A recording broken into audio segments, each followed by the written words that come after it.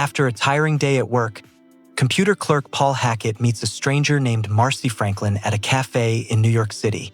She tells him she lives in Soho with sculptor Kiki Bridges, who makes and sells plaster paperweights resembling bagels with cream cheese, and gives Paul her number. Later that night, Paul calls her and takes a taxi to Marcy's apartment.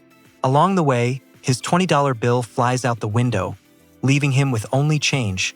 Angering the driver at the apartment, he meets Kiki, who explains that Marcy has gone to the pharmacy and will be back soon.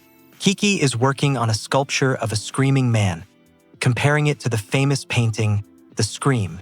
When Marcy returns, she confesses that the apartment belongs to her ex-husband, now living in Turkey, and that she has a boyfriend with whom she had an argument earlier that night.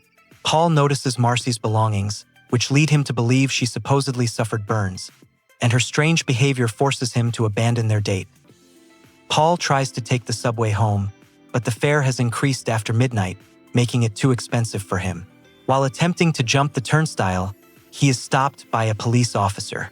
He goes into a bar, where waitress Julie writes him a note about hating her job. There, Paul learns of a recent spate of burglaries in the neighborhood. Bartender Tom offers to give Paul money for a subway token, but the ticket office is locked. They exchange keys so Paul can set the alarm in Tom's apartment. In the process, Paul accidentally floods the bathtub. Outside, neighbors suspect him of the theft, but they let him go after Paul shows them his keys. Later, Paul spots two men, Neil and Pepe, with Kiki's sculpture and a television. After a confrontation, they flee, dropping the sculpture and smashing the television. After returning the sculpture to the apartment, Paul learns from Kiki that Neil and Pepe are her friends and that they bought the television from her. Kiki advises Paul to apologize to Marcy. However, upon entering the room, he discovers that Marcy has committed suicide with an overdose of Seconal. The police confirm her death, and Paul notices that she has no burns. Kiki leaves him a note inviting him to the Berlin Club. Arriving at the club, Paul encounters a locked door and, outside, meets Julie, who invites him to her apartment to wait for Tom's return. Julie's behavior seems strange. She draws pictures of Paul during their conversation. When Tom returns to the bar, Julie makes Paul promise to return after exchanging keys. Tom admits he was worried, thinking Paul had robbed the bar. He is informed of Marcy's suicide.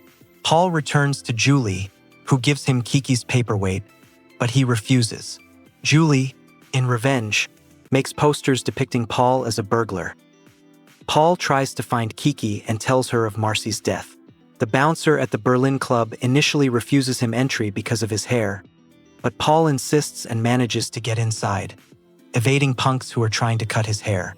Returning to Kiki and Marcy's apartment, he removes a $20 bill he thinks is his from a sculpture. Outside, he spots neighbors searching for the burglars and then runs into a taxi driver, who takes revenge on him for an unpaid ride. Paul meets ice cream driver Gail, who offers to help him. But because of Julie's posters, the locals begin to harass Paul. He hides on a fire escape, witnesses a murder, and tries to call the police, but is ignored. At a diner, he meets Tom, who alerts the crowd to his location. Paul hides in the Berlin Club, which is almost deserted. He uses his last coin to play the jukebox and invites an elderly woman, June, to dance. She hides Paul in her apartment beneath the club, disguising him as a sculpture in a plaster cast. After the crowd leaves, June keeps the cast on, fearing the return of his pursuers. Neil and Pepe mistakenly kidnap Paul, mistaking him for a sculpture, and place him in a van. A sharp turn causes him to fall out in front of an office building and free himself from the cast. Paul returns to his desk, where his computer welcomes him to another workday.